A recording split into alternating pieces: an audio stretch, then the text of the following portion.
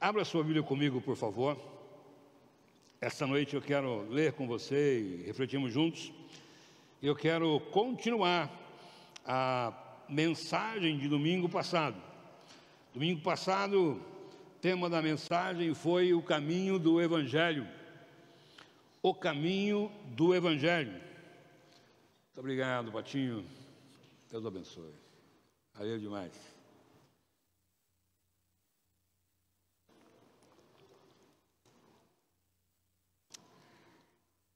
Hoje à noite eu quero seguir nessa temática e quero falar com você sobre o poder do Evangelho. Antes de lermos o texto, quero relembrar com você o texto da semana passada, que foi Marcos capítulo 8, quando Jesus diz: se alguém quiser vir após mim, negue-se a si mesmo, tome a cada dia a sua cruz e siga-me, porque qualquer que desejar salvar a sua vida, perdê-la-á, mas qualquer que perder a sua vida por amor de mim, esse a salvará. E a gente olhou para esse ambiente, está aí? Emily, pode pôr na tela aqui, acho que há um probleminha, na projeção? Ah, tá bom, eu vou andar aqui, depois você me acompanha então. Na semana passada a gente falou sobre esse caminho do Evangelho, e eu disse, iniciando a mensagem da semana passada, que às vezes a gente está vivendo equivocadamente, achando que o Evangelho é apenas um ambiente de vitória, conquista, prosperidade material, financeira. Mas isso, o poder do Evangelho é o tema, está aí já. É isso? Aí, muito bem, muito bem. E a gente precisa aprender a lembrar com Jesus que o Evangelho é também um caminho de cruz. E nós, na semana passada, vimos lá, pode ir, ô Patinho, alguém esqueceu de ligar essa TV, liga para mim, meu retorno de... É muito equipamento, Patinho, agora, retorno de ao vivo, retorno de slide, é só o embaixo mesmo, é um filtro de linha embaixo. Isso aí, muito bem, pode deixar que agora ela vai. Obrigado, meu filho. Que o Evangelho é esse caminho de negar-se a si mesmo, tomar a cruz e seguir a Jesus. E a gente viu 5 observações feitas por Jesus nesse caminho que é o Evangelho. Primeiro foi, o Evangelho é um caminho de decisão pessoal. Você pode ver comigo, vamos lá? O Evangelho é o quê? Um caminho de decisão pessoal. Segundo, o Evangelho é caminho de renúncia. Terceiro, o Evangelho é caminho de comprometimento. Quarto, o Evangelho é um caminho de perseverança. E quinto, o Evangelho é o caminho do governo de Cristo. Amém, irmãos? Então vou relembrar você, o caminho é o Evangelho que começa com uma decisão pessoal. Ninguém é obrigado a andar com Jesus. Ninguém é obrigado a servir a Jesus. A igreja na sua história já cometeu esse equívoco de imaginar que a gente podia obrigar as pessoas a andarem dentro do Evangelho. E não é assim que Jesus ensinou. As cruzadas representaram essa tentativa da igreja de converter as pessoas a qualquer custo. Hoje a gente não faz mais com a força, mas a gente faz com a tentativa de manipulação. A gente quer atrair as pessoas de todas as formas para que se sintam bem aqui para receber o Evangelho. Mas o Evangelho é, na base, um caminho de cruz. Quem se lembra daquele texto que Jesus diz assim, há um caminho largo e um caminho estreito? Quem se lembra desse texto? A gente nem prega mais, estou precisando pregar nesse texto, né? Os 2 caminhos. Na casa da minha avó, chamada Georgina, mãe da minha mãe, tinha um quadro na parede. E era um quadro com um desenho dos 2 caminhos. Quem já viu esse quadro? Quadro 2 caminhos. Só os irmãos mais antigos. A avó Isaura, o Adelcio, Alex. Já viu o Sueli também? Sueli. Isso aí. Naquele quadro, a representatividade dos 2 caminhos. Um caminho largo, cheio das coisas que a gente gosta de fazer. em um caminho estreito, apertado, cheio de espinhos, pontes para atravessar, dificuldades para atravessar. Mas Jesus está dizendo exatamente isso. É importante que a gente pare para relembrar: o Evangelho também é um caminho da cruz. Mas hoje à noite eu quero continuar esse pensamento com você, e o tema da minha palavra hoje é o poder do Evangelho. Para aqueles que decidiram andar ou peregrinar pelo caminho do Evangelho, você não vai andar num caminho estreito à mercê das circunstâncias. Há um poder de Deus para quem decide andar no caminho do Evangelho. Há um poder do Espírito Santo para quem decidiu andar no caminho do Evangelho. E é sobre esse poder que eu quero falar com você essa noite. Então abra sua Bíblia comigo, por favor. Vamos ler Romanos, carta de Paulo aos Romanos, o capítulo 1. Romanos, capítulo 1, verso 16. O texto está na tela e nós vamos ler conforme está na tela, todos juntos. Todo mundo junto. Se você enxergar aqui o slide, leia comigo, nessa versão que está aqui. Romanos, capítulo 1, verso 16. Ok? Vamos juntos então? Porque não me envergonho do Evangelho de Cristo, pois é o poder de Deus para a salvação de todo aquele que crê, primeiro do judeu e também do grego. Vamos de novo para a gente aprender bem esse texto, vamos juntos? Porque não me envergonho do Evangelho de Cristo, pois é o poder de Deus para a salvação de todo aquele que crê, primeiro do judeu e também do grego. Só para você entender o contexto dessa declaração do apóstolo Paulo, lembre-se que ele está escrevendo a igreja que está onde? Qual igreja? Roma. Roma era a capital do império. E Roma já havia deflagrado uma perseguição contra os cristãos. A igreja estava sendo perseguida, ridicularizada, humilhada, exposta. E as pessoas que estavam caminhando com Jesus, as chamadas os caminhantes do Evangelho, estavam passando por dias difíceis, dias de perseguição, dias de tortura, dias de humilhação. E Paulo escreve essa carta à igreja que está em Roma, no centro do poder, da perseguição. E diz: irmãos, eu escrevi isso para vocês, para lhes dizer que eu não me envergonho do Evangelho de Jesus.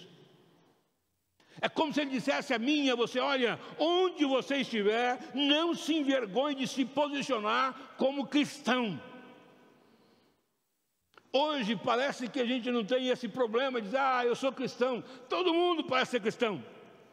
Mas o Evangelho é o poder de Deus que, ao levar você pelo caminho da cruz, da renúncia, da perseverança, do comprometimento, do governo de Cristo, também coloca sobre a sua vida um poder sobrenatural do Espírito Santo. E há algumas características que eu queria compartilhar com você, olhando para a palavra de Deus esta noite.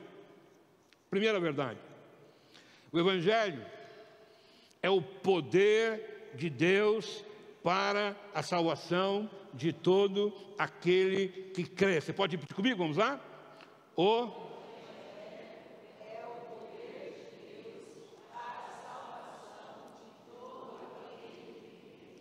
É o poder de Deus para a salvação de todo aquele que crê. E a Bíblia diz em Romanos capítulo 1, verso 16, que acabamos de ler: porque eu não me envergonho, porque este Evangelho é o poder de Deus para a salvação de todo aquele que crê. A Bíblia nos diz, na declaração de Moisés, no Gênesis capítulo 3, que por causa do pecado nós nos afastamos de Deus. Nessa mesma carta de Paulo aos Romanos, a igreja estava em Roma, Paulo vai dizer no capítulo 3, porque todos pecaram, e porque todos pecamos, estamos todos destituídos, afastados da glória de Deus. E no capítulo 6 da mesma carta aos Romanos, ele vai dizer: o pecado gerou a morte, a consequência do pecado é a morte. Porque o salário do pecado, diz mais literalmente Paulo, o salário, a recompensa do pecado é a morte. Então nós, eu e você, qualquer ser humano nascido, está condenado pela sua própria natureza. Nós somos em natureza pecadores. Outro dia um dos adolescentes me perguntou: pastor, se não houvesse diabo no mundo, a gente ainda ia pecar? O que vocês acham, irmãos? Se não houvesse diabo no mundo, a gente ia pecar? Sim. Por quê, irmãos? Porque é a nossa natureza. O salmista vai dizer: Senhor, em pecado me concebeu a minha mãe. Não porque a mãe dele estava pecando quando ele nasceu, não, porque a natureza humana é uma natureza de pecado. E Paulo vai dizer: nós estamos afastados de Deus, mas o Evangelho, olha aqui para mim, meu irmão, o Evangelho é o poder de Deus para a salvação de todo aquele que crê. O Evangelho é esse poder que leva você de volta à comunhão com o Pai. E a salvação é a libertação que nós alcançamos da ira de Deus. Porque pelo pecado opera na humanidade a ira de Deus. E como é que essa ira de Deus é aplacada? Pela cruz do Calvário. E é na cruz do Calvário que nós somos salvos. Somos salvos da nossa própria natureza, resgatados da nossa própria natureza e salvos da condenação do pecado. E nós não apenas somos salvos para a eternidade, porque a gente garrou a imaginar, como diria o pessoal de Paranaíba, que a gente foi salvo para ir para o céu. Então olha aqui para mim, irmão. Já imaginou? Batismo, irmão, fazer batismo. Então vou batizar o irmão, que era antigamente muito pecador, e ele está indo para o céu já direto. Como é que era a maneira mais fácil de ajudar o irmão nunca mais pecar? Batizar ele e deixar ele. Irmão, vai batizar? Vai. Não quer pecar mais? Não. Então vai batizar e ficar aí dentro. Vai acordar na glória. Aí não pecou mais. Você não foi salvo apenas para ir para o céu. Você foi salvo porque a salvação tem a ver com passado, presente e futuro. Nós fomos salvos, resgatados da nossa vã maneira de viver, como diz o apóstolo Paulo, resgatados em Cristo Jesus para a salvação. Então não pesa mais sobre nós a condenação dos nossos pecados, porque em Jesus, na cruz do Calvário, nós fomos salvos. Mas a salvação também é para hoje, irmão. Nós continuamos sendo salvos hoje. Eu e você continuamos sendo alcançados. É por isso que a Bíblia diz: a cada manhã, o que se renova sobre nós? O que se renova? Então diga comigo: a cada manhã, as misericórdias do Senhor se renovam sobre a minha vida. Amém, irmão? Você crê nisso? Esta manhã não foi diferente. Quando os raios do sol chegaram sobre a sua vida, Deus estava dizendo numa declaração: as misericórdias são renovadas sobre a sua vida, sobre a sua casa, sobre a sua história. A misericórdia de Deus se renova, porque a salvação é para hoje, mas a salvação também é para amanhã, também é para a eternidade. Então, quando o dia da nossa partida chegar, quando encerrar aqui os nossos dias, nós seremos recebidos por Jesus na glória, porque o nome daquele que está salvo em Cristo está escrito no livro da vida. E quando o nosso dia de passagem chegar, nós estaremos na eternidade com o Senhor.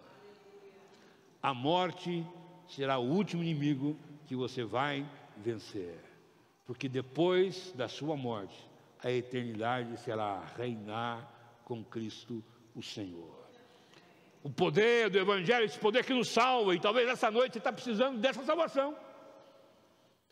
Está precisando dizer: Senhor, salva-me, salva-me de mim mesmo, salva dos meus caminhos ruins, da minha condição de pecador, salva-me. E essa noite eu estou aqui para te dizer, o Evangelho é esse poder de Deus que pode salvar o pecador de um destino eterno e transformar a sua vida hoje. O Evangelho é o poder de Deus para a salvação. Segunda verdade, o Evangelho, além de ser o poder de Deus para a salvação, o Evangelho também é o poder de Deus agindo na reconciliação. Você pode repetir comigo? Vamos lá? O Evangelho é o poder de Deus agindo na reconciliação. Vamos de novo? O Evangelho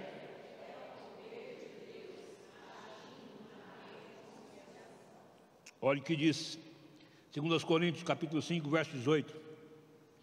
Tudo isso provém de Deus, que fez o quê? Nos reconciliou consigo mesmo por Cristo Jesus e nos deu o ministério da reconciliação. O Evangelho, além do poder de Deus para salvar a nossa vida, é o poder de Deus que nos reconcilia. E eu separei 4 afirmações dessa reconciliação. Próximo slide, pode pôr. Reconciliação com quem, primeiro? Com Deus. Segundo, reconciliação com quem? Consigo mesmo. Terceiro, com o próximo. Quarto, com a criação. Emily, põe na tela para mim esses textos que estão aí. Vamos lá, vamos começar com 2 Coríntios, capítulo 5, o verso 1. A Bíblia diz assim, 2 Coríntios, vamos lá? Já pôs aí? 5. 2 Coríntios 5, 1. Vou ler aqui. Todos sabemos que a nossa casa terrestre, desse tabernáculo, se desfizer, temos um edifício para com Deus, uma casa feita das mãos eternas nos céus, e também, por isso, também gememos, desejando ser revestidos da nova habitação que é o céu.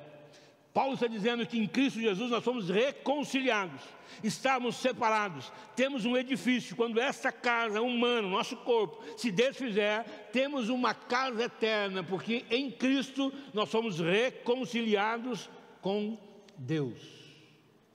E o primeiro propósito de Deus da reconciliação é reconciliar você com Deus. E é por isso que hoje, aqui, nós podemos orar e dizer: Pai nosso, que estás aonde? Nos céus. O pão nosso.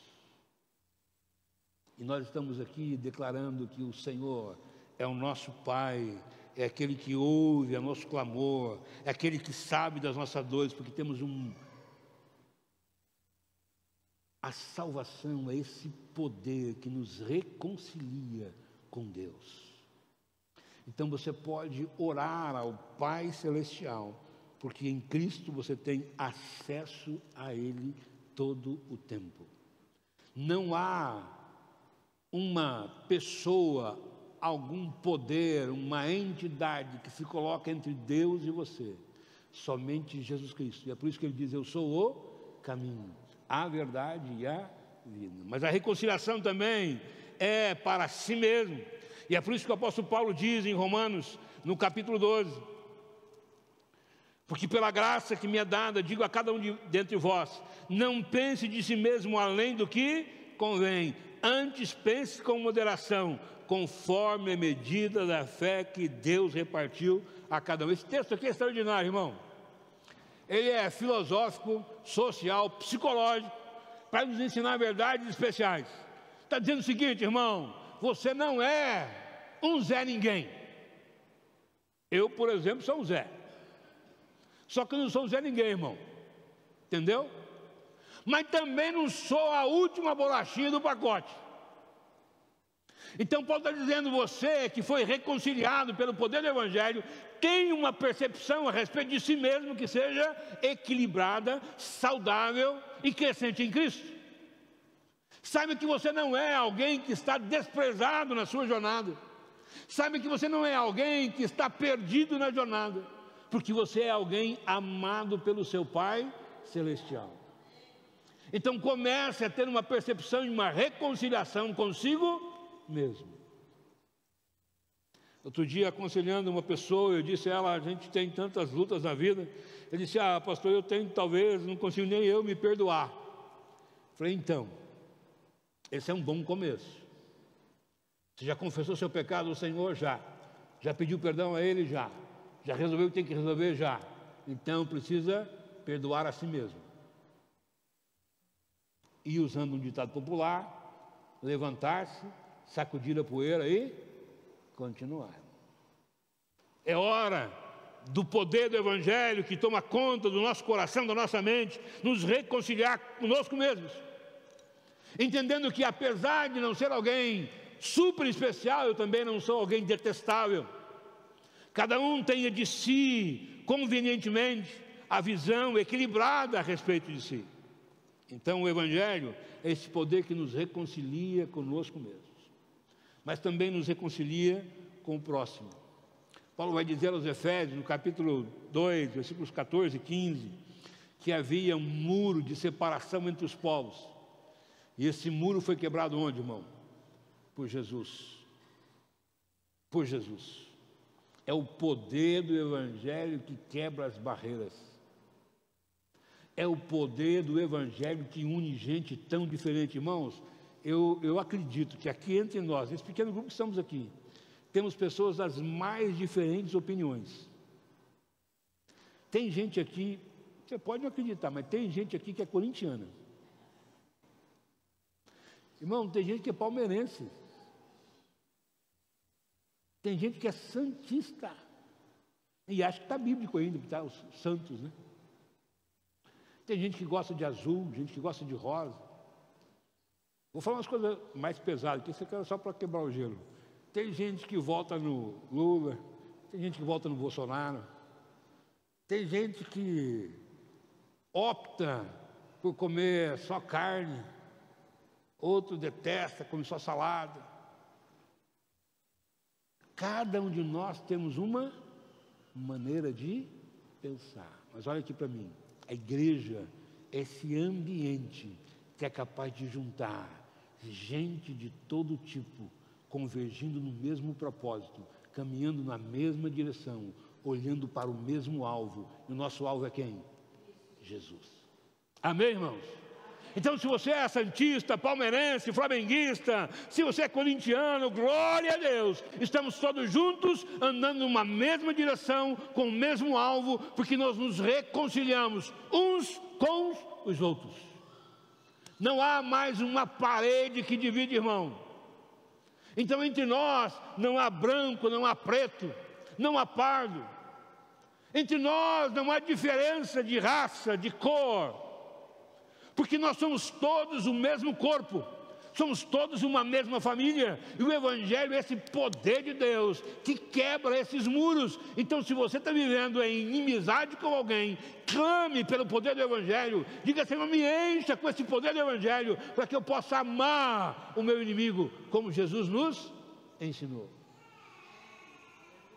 Esse é o propósito, irmão, do Evangelho: reconciliação, nos reconciliar. Você não está obrigado pelo Evangelho a ter afetividade com todo mundo, mas está comprometido com o Evangelho a amar todas as pessoas. Amém, irmãos? A amar todas as pessoas. É um princípio básico do Evangelho. Reconciliar o homem com outro ser humano. Nos reconciliarmos uns com os outros. Não há na humanidade uma raça superior. O Evangelho é o poder de Deus que quebra os muros no meio, para dizer: somos todos da mesma família. Deixa eu confessar uma coisa para você. Quando eu fui para a Coreia, isso já tem uns 13, 14, 15, 16,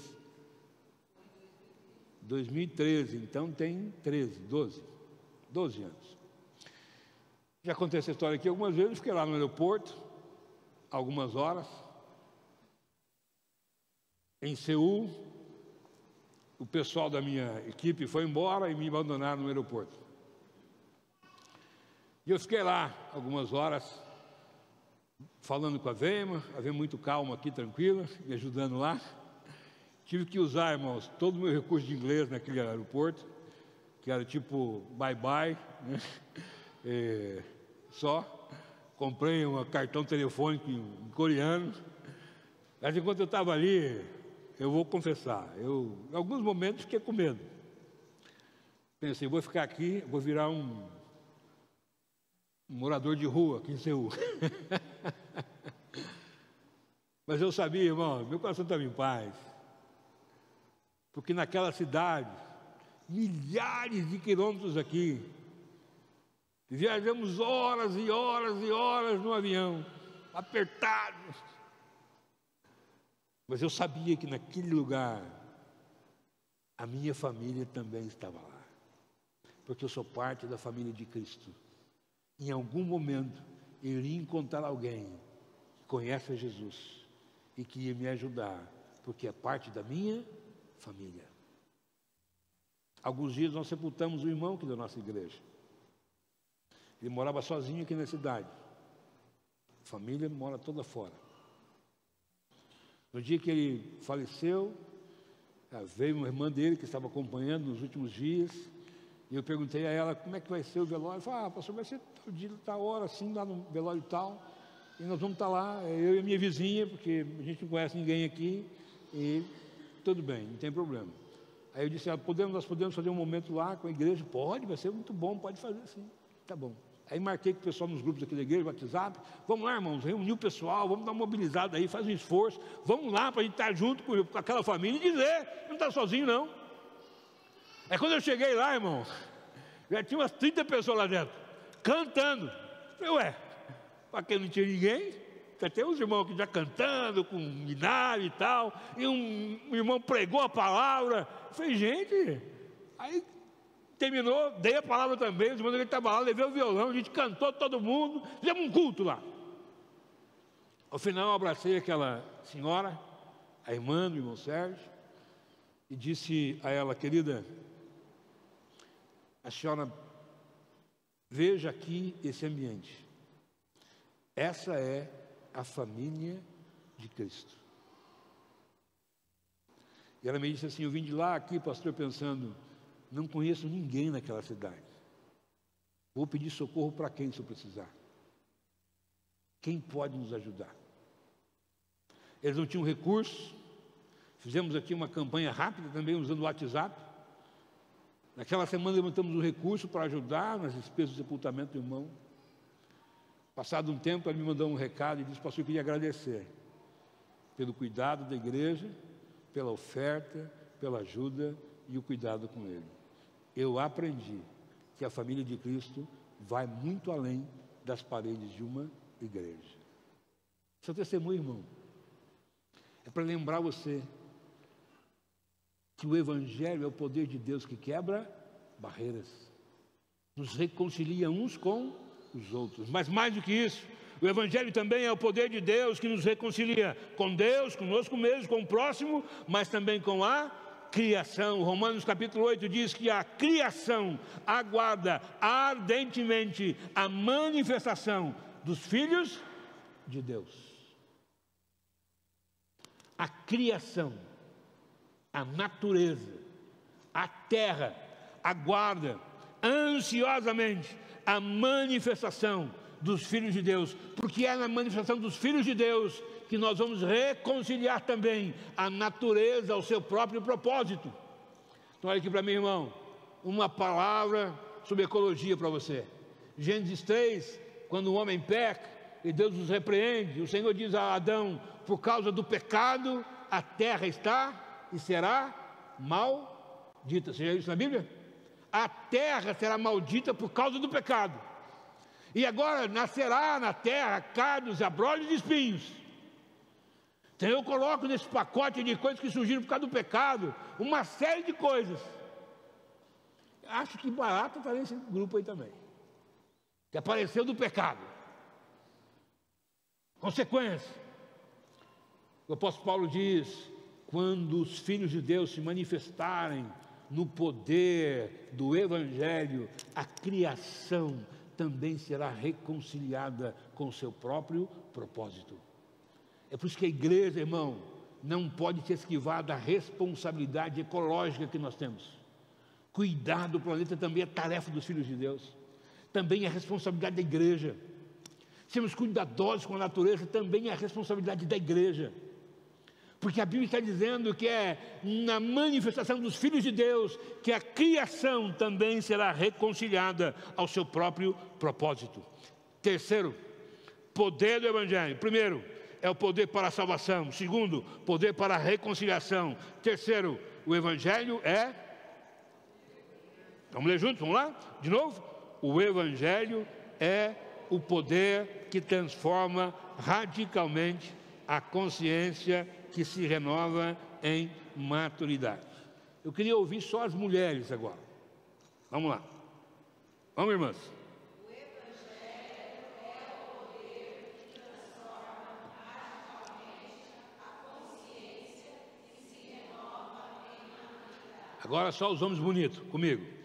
O Evangelho é o poder que transforma radicalmente a consciência que se renova em maturidade. Sabe qual é o grande poder do Evangelho, irmão? Além da salvação e da reconciliação, é transformar a nossa mente.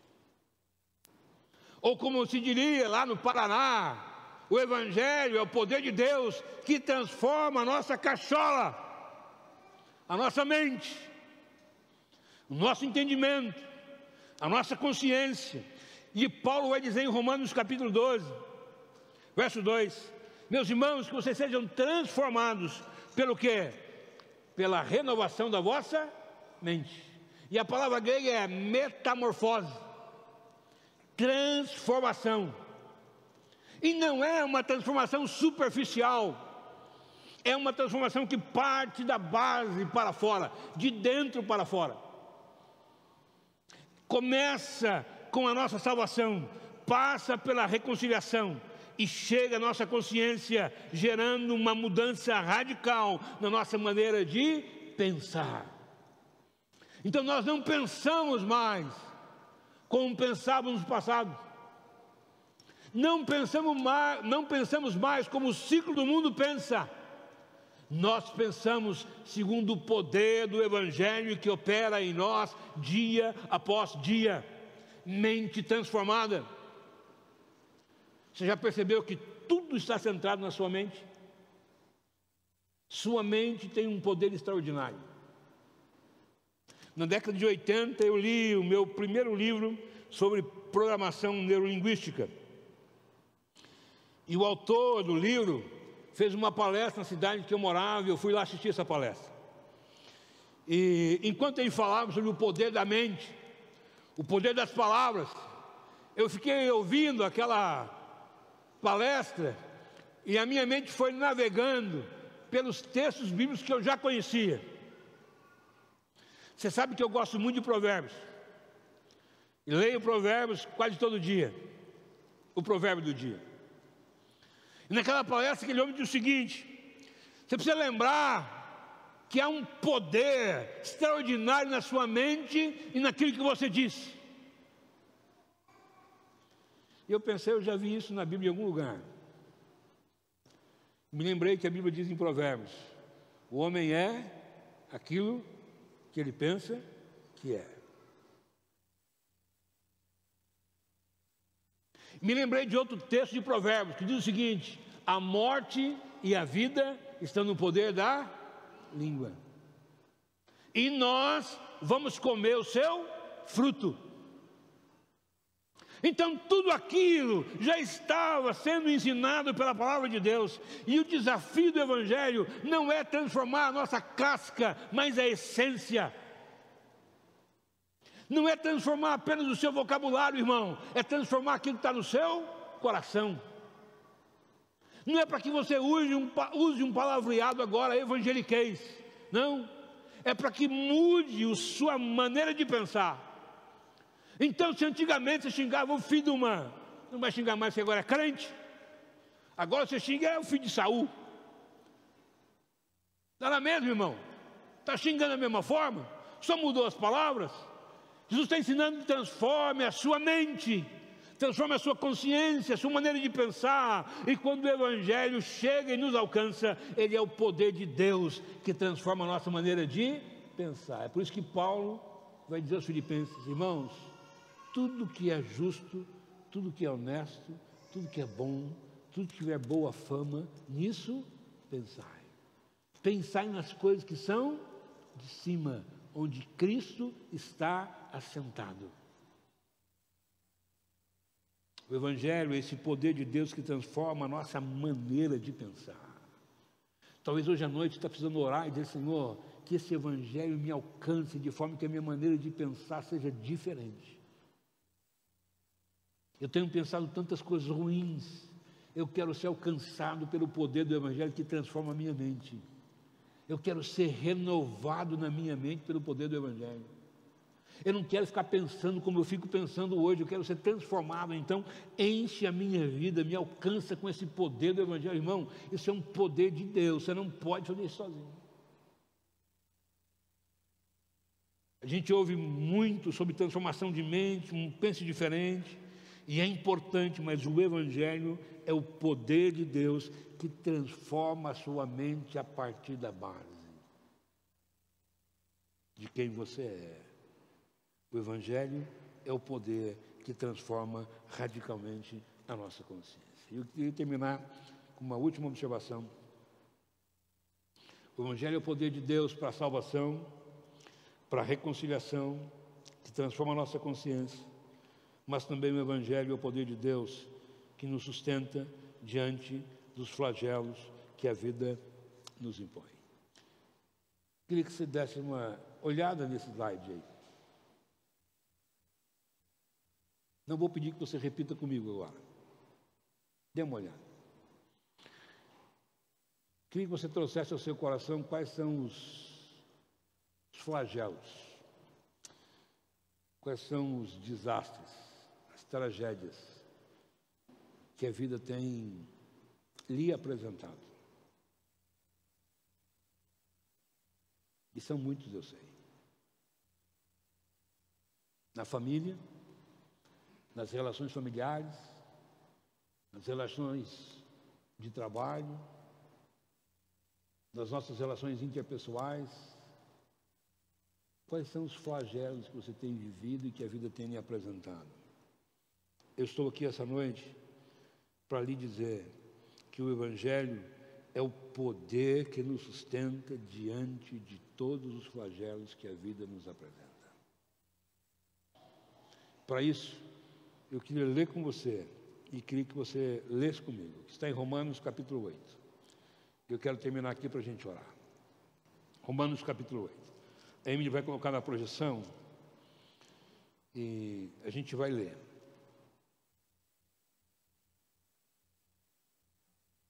Eu vou começar, Emily, no verso 31, tá bom? Romanos 8, 31. Tá aí? Vamos lá então? Eu queria que a gente lesse todos juntos, numa voz bem forte e com convicção. Vamos assumir esta palavra de Deus como palavra de Deus ao nosso coração. Esta é a palavra de Deus ao nosso coração. Queria que você repetisse cada texto que está aqui, cada declaração que está aqui, dizendo: essa declaração é de Deus sobre a minha vida. Vamos juntos? Vamos lá? Que diremos, pois, a essas coisas? Então, uma pausa aqui. Que coisas, irmãos? Suas guerras, suas lutas, suas derrotas, seus fracassos, seus anseios, seus problemas familiares, suas guerras familiares, seus problemas no trabalho, suas decepções, suas quedas, seus pecados, seus erros. Que diremos, pois, a todas essas coisas que tentam nos oprimir, que geram tantas marcas, dores e lágrimas no nosso coração? Vamos continuar? Que coisas são essas? E a gente responde: se Deus é por nós, quem será contra nós? Diga isso de novo: se Deus...